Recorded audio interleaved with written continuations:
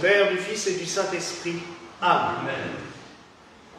Mes très chers frères et sœurs, voilà un évangile, encore un. Vous savez que je les aime bien, ceux qui ont laissé des proverbes dans la langue française, et c'est vrai que celui-ci, on s'en sert fréquemment. Mais on a aussi beaucoup, au fur et à mesure du temps, essayé de trouver les moyens pour le détourner ou alors pour se l'approprier. Ce qui a provoqué à certaines époques des abus de certains seigneurs en collaboration avec le curé ou l'évêque du coin. Ben, on va augmenter les impôts de toute façon, hein. Le Christ a dit qu'il faut payer ses impôts. Alors, eh oui, vous savez que justement, on peut faire dire aux Écritures ce que l'on veut si on ne les remet pas dans un contexte précis. Et souvent, malheureusement, on s'en sert pour faire du mal. Je vous l'ai déjà dit, prendre un tout petit passage des évangiles ou des épîtres ou de l'Ancien Testament, encore pire, parce qu'avec l'Ancien Testament, on peut tout faire. Hein. Si on prend juste un extrait sans mettre dans le contexte, on peut justifier les pires horreurs. Et ce n'est pas le but. Justement, rends à César ce qui est à César et à Dieu ce qui est à Dieu, ça nous met aussi face à une responsabilité en tant qu'homme, de remettre les choses en place, systématiquement. On est toujours dans cet esprit que j'aime beaucoup chez le Christ, du juste équilibre. Savoir toujours où est notre place face à Dieu, mais face aussi à notre vie quotidienne et à ce que l'on doit faire. Dans le temps, on appelait ça le devoir d'État. C'était beau, parce que alors, des fois, on expliquait ça aux jeunes d'un air de dire « il faut que tu ailles te battre, il faut que tu ailles faire ci, parce que c'est ton devoir d'État. » On est chacun capable de voir quel est notre devoir dans la vie civile, dans la vie quotidienne, et surtout, la vie quotidienne nous fait comprendre à un moment donné ce qu'on doit faire ou ne pas faire. Et ce qu'on est obligé de faire ou pas faire. Ça nous rappelle aussi que dans ce juste équilibre, il faut toujours garder les pieds sur terre, mais la tête au ciel. L'équilibre entre le côté mystique qu'on aimerait tous vivre en tant que chrétiens. Moi, franchement, je vous dis que j'adorerais être comme ceux-là qui planent à 10 000 du matin au soir, qui ne se soucient d'aucun problème matériel, qui vivent sur leur petit nuage. On serait tous heureux. Mais le problème, c'est qu'on sait que pendant ce temps-là, la vie, elle continue à tourner et les problèmes, ils s'accumulent pendant ce temps-là. D'un autre côté, je détesterais vivre que dans le matériel du matin au soir. Parce que franchement, déjà, et je vous le dis clairement, j'aurais aucune force pour faire le reste s'il n'y avait pas le côté là-haut. Hein.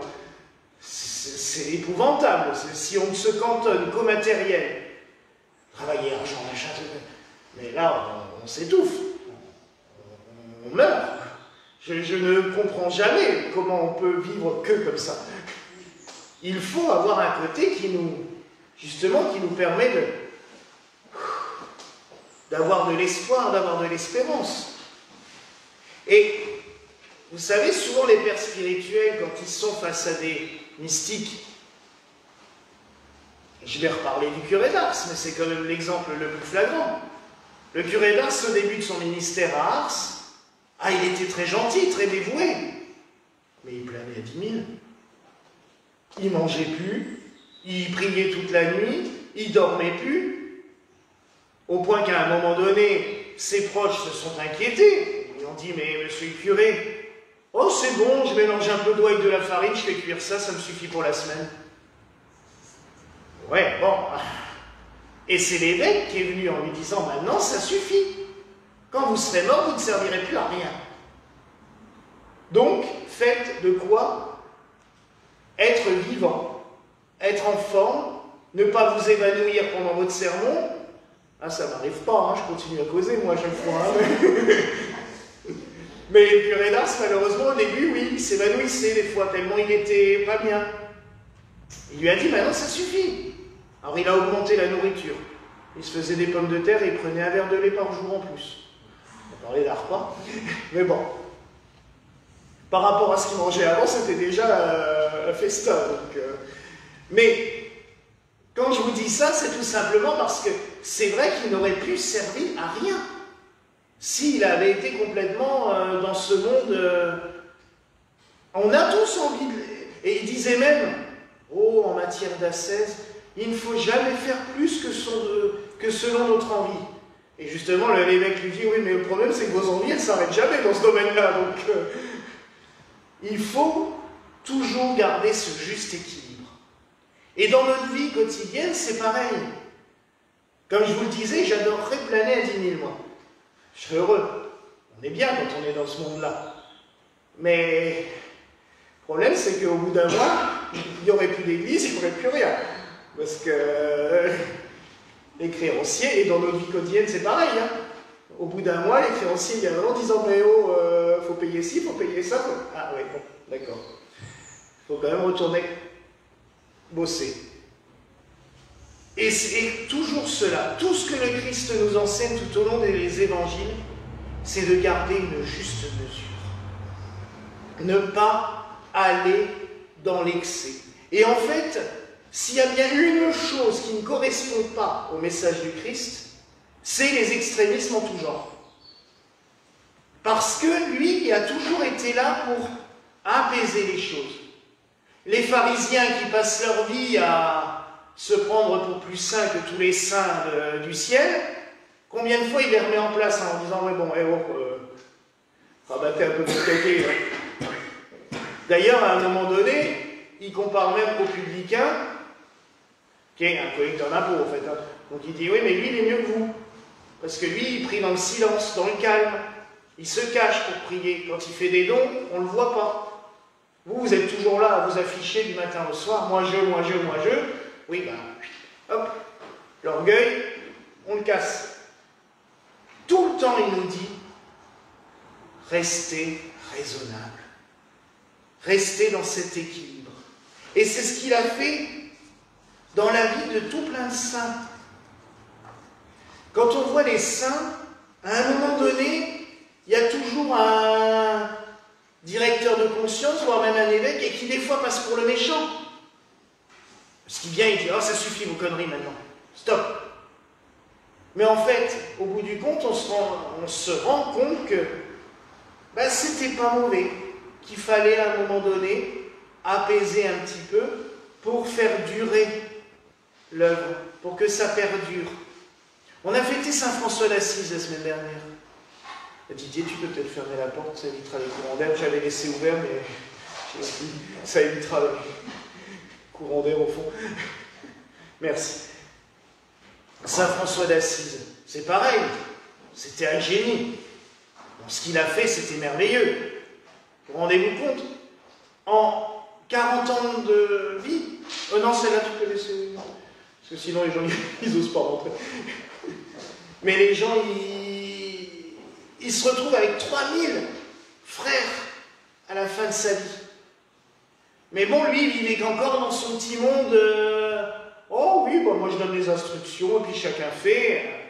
Et il y a le frère Élie qui passait pour un méchant à côté, qui était son adjoint, qui disait non, non, là il faut des règles, là il faut un petit peu structurer, il faut un petit peu codifier, parce que sinon, tout ça, ça va partir en lambeaux. Et on l'a vu sur des œuvres mystiques, des œuvres religieuses, où à la mort du fondateur, tout partait en cacahuète, parce qu'il n'y avait pas ce juste équilibre entre il faut que l'institution fonctionne, tout en ayant l'esprit tourné vers Dieu. Et moi, j'y pense souvent à tout cela. Quand je lis ces textes, je me dis, oui, c'est vrai, mais c'est dur. C'est très compliqué à garder cet équilibre, même dans nos vies. Et je le dis aussi aux jeunes clercs, hein. C'est vrai qu'on des fois, on est tout feu, tout flamme pour un truc ou pour un autre, et on a du mal à... Je ne sais plus où on va. Et je l'ai été. Oh là là. Mais il y a un moment où on est obligé de faire la part des choses, de faire le tri. Ah ben ça, j'y arrive plus. Bon, faut que je passe à autre chose. Il faut sans arrêt remettre dans notre esprit qu'est-ce que je suis capable de faire, qu'est-ce que je ne suis pas capable. Oui, est-ce que dans ce que je fais tous les jours, je n'oublie pas Dieu? Parce que c'est faut reconnaître quand même que dans notre vie humaine, dans notre vie terrestre, c'est la chose qu'on oublie plus facilement. C'est bête, hein, parce qu'il est partout, tout le temps, dans toutes nos actions, dans toutes nos... On ne serait même pas là sans lui, mais c'est la première personne qu'on oublie, le bon Dieu. Des fois, j'ai des gens qui viennent pour une bénédiction, pour une consultation, et puis je leur dis, oui, mais n'oubliez pas de remettre Dieu dans votre vie, ça changera tout. Alors ils me disent oui, ils sont enthousiastes. Puis je les revois au bout d'un an, ils ont encore plus de problèmes qu'avant. Et je leur dis, et le bon Dieu? Ah oui, mais vous savez, j'ai le travail, j'ai ci, j'ai ça, j'ai ça. Je dis, oui, mais je ne vous demande pas de venir à la messe ici, vous pouvez aller dans le village à côté de chez vous, vous pouvez... Ah oui, mais vous savez, nanani. Je dis, bah oui, mais... Si vous ne mettez pas le bon Dieu dans votre vie, il ne peut pas intervenir. Le Seigneur ne vient dans notre cœur que si on lui ouvre. Si on ferme, vous savez, Sainte Alphonsine, elle disait toujours, bah, si tu ne pries pas le bon Dieu, t'étonnes pas qu'il ne t'exauce pas. Ah, elle était cash, hein. Elle était dans le sud-ouest avec son langage franc. Hein. Et c'est vrai. Des fois aussi, on me dit, oui, mais j'ai toujours pas ci, j'ai toujours pas ça. Je dis, mais tu penses à le demander au Seigneur tous les jours? Bon. Bah oui, je vous le dis à vous. Je dis, mais non, il faut lui dire à lui. Je dis, moi, je peux le transmettre, mais c'est quand même mieux quand on parle directement. Hein. Vous savez bien, quand on demande quelque chose à quelqu'un, il vaut mieux lui demander en direct que de passer par le copain ou le voisin. Hein. Ben, avec Dieu, c'est pareil. Arrêtons de se dire, ça aussi, Dieu sait, j'ai pas besoin de lui dire. Oui, ok, il sait, pour tout le monde. Mais il veut nous l'entendre dire. Des parents, ils savent très bien des fois ce qu'on a besoin. Mais ils veulent quand même qu'on demande gentiment. Hein, les enfants, s'il te plaît papa, ou s'il te plaît... Eh, ça marche mieux. Mais c'est aussi pour qu'on prenne conscience exactement de ce qu'on veut. Parce que c'est facile de se dire dans sa tête, oh j'aimerais ça, j'aimerais ci, j'aimerais ça. Ouais, bon. Quand on doit faire la demande, on est obligé de mettre les choses précisément dans sa tête. Bon, d'accord, je vais demander au bon Dieu. Qu'est-ce que je vais lui demander exactement? Ah, là ça se complique déjà. Parce que le temps de mettre les idées en place, c'est... Parce qu'en plus, on sait que le Seigneur a beaucoup d'humour. Et que les réponses, des fois, il nous surprend. Ça va faire rire. Ça va vous faire rire aussi. On a regardé un téléfilm cette semaine sur Netflix. C'était basé sur une légende irlandaise, Sainte Brigitte. Et c'est pareil, ben, la jeune femme, elle demande un truc à Sainte Brigitte. Ah, ben elle est exaucée. Mais c'est une vraie catastrophe. Et ça n'enchaîne que des catastrophes et des catastrophes pour finir à ce qu'elles soient exactement au même point qu'avant sa demande. Et après elle dit, mais c'est n'importe quoi. Ben oui, mais qu'est-ce que tu voulais vraiment? Puis à un moment donné, le prêtre lui dit, ah mais tu sais, Sainte Brigitte, elle a beaucoup d'humour. J'ai pensé, c'est ce que je dis pour le Seigneur et Saint Joseph aussi. Tu peux demander ce que tu veux, il te donnera quand même ce qui est le meilleur pour toi. Comme des parents. Un enfant qui va demander à faire une activité complètement ahurissante, ses parents vont lui dire non, on va plutôt faire ça, hein, parce que là, on sait que ça va être la catastrophe. Et bien Dieu, c'est pareil. Je veux ça, je veux ça. Oui, ok. Alors je vais peut-être il va nous le donner pour nous montrer que c'est pas ça qu'il faut. Et au bout du compte, on va se rendre compte nous-mêmes que ah mais oui, mais en fait, ça c'est beaucoup mieux quand même. Hein. Ah oui, c'est sympa ce qu'il m'a donné là. Mais il faut accepter. Et l'acceptation, c'est aussi facile que la patience. Arrêtez de rigoler. Mais on a tous ce problème-là. Tous. Accepter que les choses ne soient pas exactement comme on les avait pensées ou comme on les avait imaginées. Après, je peux vous dire que souvent la surprise est nettement meilleure. Moi, pendant des années, j'ai demandé une chapelle mais petite. On peut mettre 10 personnes et que ça suffisait largement. Je serais content.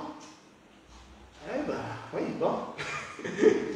Un peu plus grand à gérer. Mais regardez, quand on a des fêtes, on est bien content d'avoir une grande église.